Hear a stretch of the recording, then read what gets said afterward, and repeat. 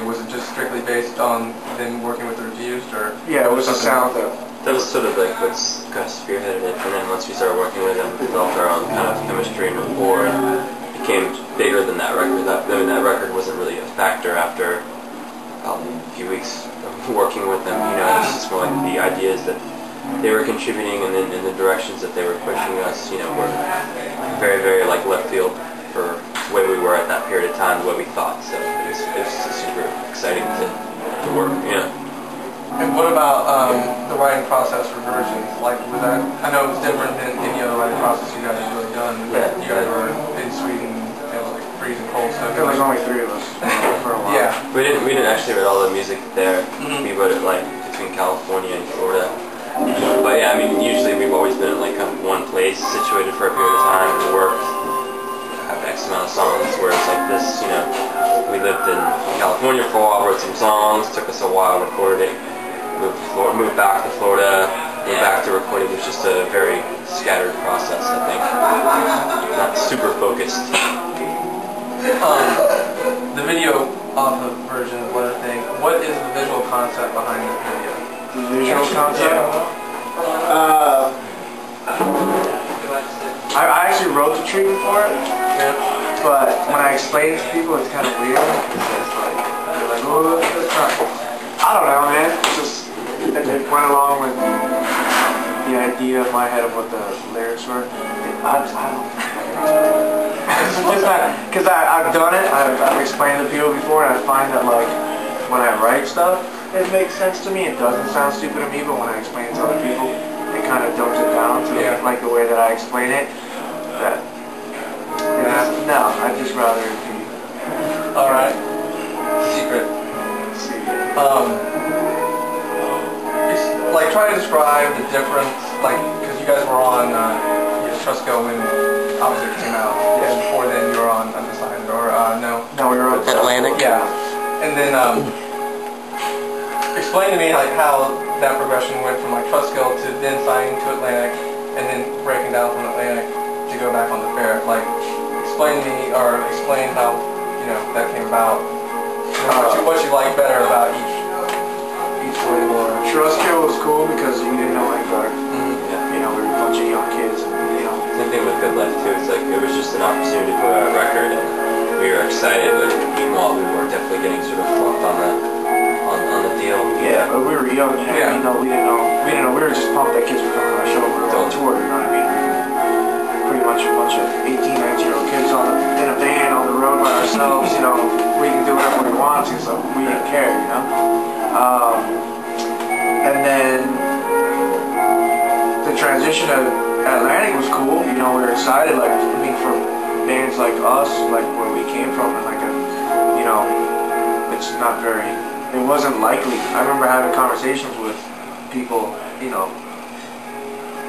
that were in other bands who were getting more and more recognition. And you know, lots of kids are coming to their shows and stuff. And like, I remember having a conversation with a dude, and he was like, we were talking about his band was getting really big. I'm not gonna mention who it was, but he's like, there's no way your band like Poison Love or any band like Poison Love that sings and screams would ever be on the radio or would ever be on a major or anything. And like at the time, I was like, yeah, you're right. You know what I mean? Like, we're in a hardcore band. Like, I expect to play little clubs and have 30, 40 kids singing along, you know, forever. So yeah, we were just excited that, you know, that a major label was going to put out our record. It's pretty crazy to think that. And it was cool. It was cool. I enjoyed it for you coming for you. You know, we got to do what we wanted, like they said. We were able to travel to Sweden to record our record, and there was lots of other opportunities presented that we took that were cool. But that started to get real shitty real fast. You know what I mean? Like lots of people got fired from Atlantic while we were on it.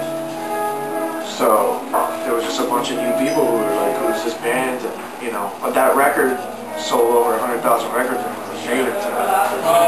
But to us, like, wow, we were like, cool, you know what I mean? Like, it's impossible to sell that many now, like for bands like us.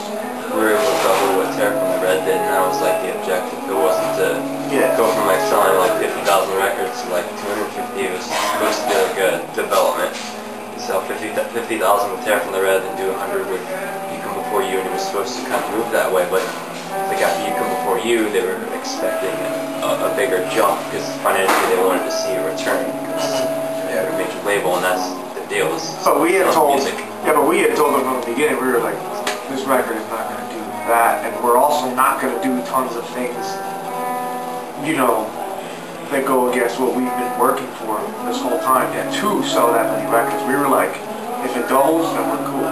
And we did it, so we were happy, but, you know, once we went to record versions, Things got tricky. yeah, things got super weird. They, you know, they started bugging us about writing singles and stuff, and like, you know, there was also other weird things going on where like we were told things that that weren't actually happening. You know, we thought we were gonna have creative control the whole time we were on Atlantic, and it just so happened that we were only, you know, the people who were talking to each other, manager and the label, had come to an agreement that yeah, we would have creative control of You Come Before You, but that on what versions was supposed to be, we would write like tons of singles and, you know, play at Walmart and, you know, sell like McDonald's hamburgers and shit. And like we were like, no, we're not gonna do that, you know. So yeah, it turned into like a huge mess. And then we had a bunch of problems too, you know. Yeah. At any point between Atlantic and Ferret, did you guys just think, fuck it, we'll do it ourselves, or as far as putting out a record? Well, we knew we were gonna get off Atlantic. Yeah. So we kind of were just like, cool, keep giving us money. We'll keep, you know, demoing songs and stuff. And, you know, and eventually they'll get tired of us. You know, because we'll say no to everything, being hard asses. And yeah, eventually we got off Atlantic and then just signed a Ferret. And that's cool, you know? Ferret's a cool label. Working out? Yeah. You know. So, go ahead. Oh, nothing. Alright. It's just cool. So the 2005 demos that kind of like hit the internet, was that part of the whole just like the demoing process for Atlantic? Yeah. And it was just like yes. That was, I mean, we liked a lot of, you know, it wasn't like we were writing songs to, you know, make them happy or anything. It's just like, you know. A lot of songs I wish were on the record. There what? A lot of the songs I wish were on the record, but... Yeah, there's a good, you know, there's some, but it's like not something to make it, something to finish, something we couldn't agree whether or not we liked them or not. Those are like the first sketches of the record, though. So yeah. For us, like, we definitely want to. Yeah, and they were like, you know, by the time we were like thinking we were done with the record, those songs were super old. Yeah. So you can imagine how we thought about it. You know, after a while, I mean, we got to like I listened to those songs every day for like 4 months. Constantly, you know, and then I just dissected them, and after a while, after you look at something constantly, you're just like, alright, this whole thing is ugly, so I'm gonna change everything, and then before you know it, it's just, you mess with it so much that you can't do anything anymore, you just get rid of it. Guitar World ranks Optimism number 8 all time in the hardcore album. How do you guys feel like about that? It's cool. People appreciate it. That's awesome. I don't know. People ask me that all the time. Yeah. Some kid asked me the other day, and I was like, I don't know. Do you guys see yourself as like one of the most influential like hardcore bands now? No.